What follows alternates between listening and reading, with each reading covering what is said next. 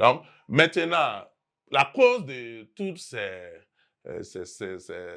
anomalies, que ce soit la trisomie, le Klinefelter, c'est en fait lié à une non-séparation des chromosomes homologues. Voilà, au cours de la prophase, d'abord, il y a cette histoire de formation de gamètes. Maintenant, il y a des gamètes, les chromosomes qui sont homologues, qui doivent se séparer. Souvent, c'est à l'anaphase 1, voilà, qu'il y a séparation. Mais maintenant, il arrive qu'au niveau de l'anaphase, souvent, ça refuse de se séparer.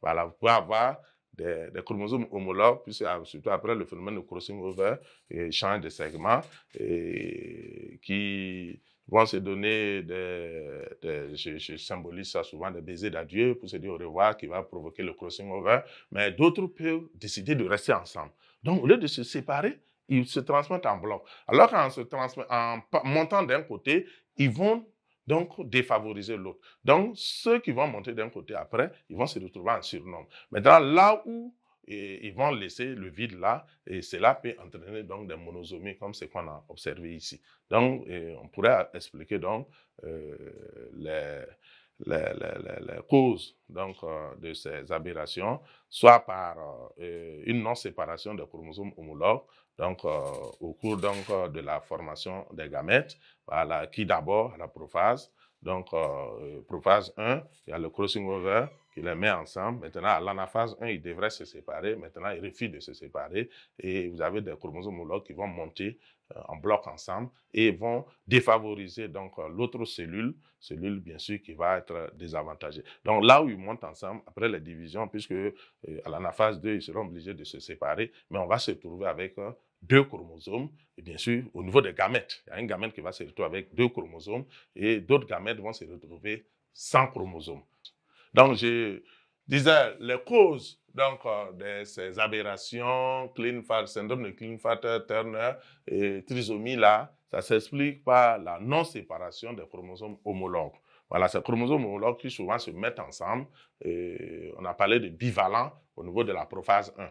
Maintenant, qui ensuite, à l'anaphase 1, vont refuser de se séparer. Ils peuvent monter en bloc d'un côté et en montant ensemble, ils vont défavoriser une des cellules qui va se retrouver sans chromosome. Et ça peut entraîner la monosomie.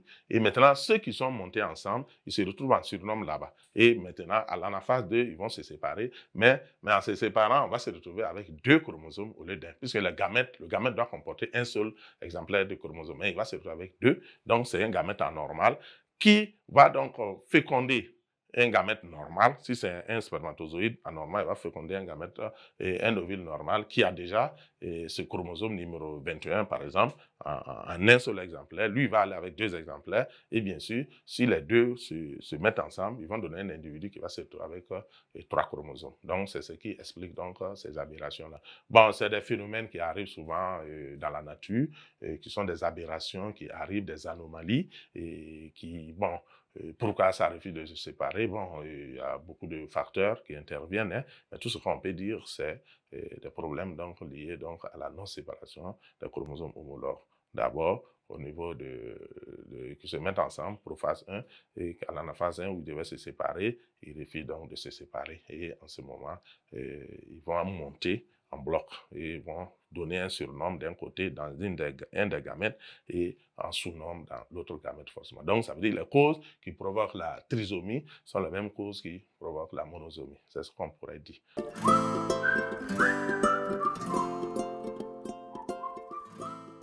Voilà, donc, on va passer maintenant au petit 2, aberration liée donc à la structure.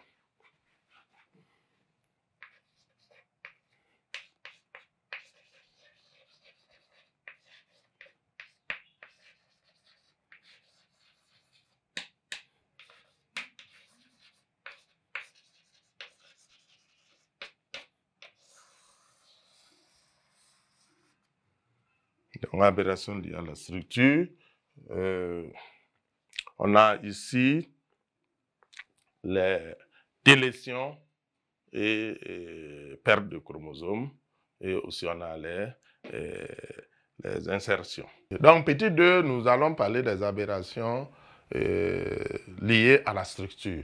Donc, il y a deux types d'aberrations. Il y a les aberrations liées à la structure qu'on va appeler délétion, et il y a des aberrations liées à la structure qu'on va appeler translocation. Donc, la délétion, c'est la perte, bien sûr, d'un fragment de chromosome. Voilà, donc il y a des chromosomes qui peuvent perdre un morceau. En ce moment, on parle de délétion. Bien sûr, cette perte-là va avoir pour conséquence la perte d'informations génétiques, puisque ce sont les chromosomes qui portent les gènes. Si on perd une partie des chromosomes, on va perdre une partie de l'information génétique. Et ça pourrait expliquer certaines malformations, hein, pourquoi pas. Parce que si le gène qui est destiné permettre l'apparition du caractère donné, si ce gène-là disparaît, forcément, le caractère ne va pas apparaître et ça va avoir pour conséquence, donc, bien sûr, des malformations. Et donc, on a certaines aberrations, par exemple, le cri du chat. Voilà, des gens qui ont le cri du chat, et c'est lié donc à la perte du bras court, du chromosome 5. Le chromosome numéro 5, son bras court, il y a une perte d'une partie. Le bras court, là, donc, ça va entraîner une maladie qu'on appelle le cri du chat. Voilà, donc, il y a beaucoup d'autres aberrations et délétions qu'on peut donc noter. Donc, ensuite, il y a la translocation. La translocation, ça, c'est le transfert.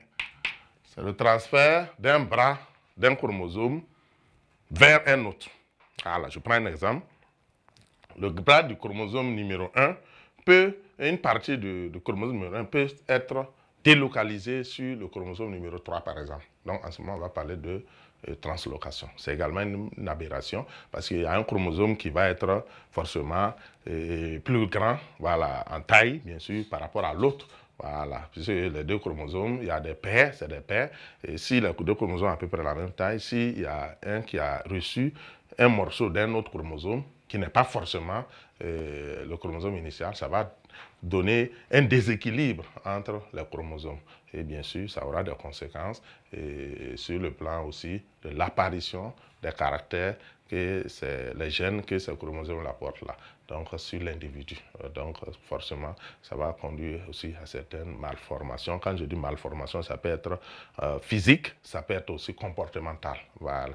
Donc ceci met fin donc à ce chapitre qui porte sur la génétique humaine et l'hérédité humaine, donc qui nous a permis donc de passer en revue la spécificité de l'hérédité humaine en grand 1, hérédité autosomale, en grand 2, grand 3, hérédité hétérosomale, et en grand 4, on a parlé des aberrations. Voilà, donc toutes ces notions qu'on a développées seront bien sûr appuyées, approfondies par des exercices par la suite. Voilà, donc je vous souhaite une très bonne compréhension et je vous remercie. Voilà, merci bien.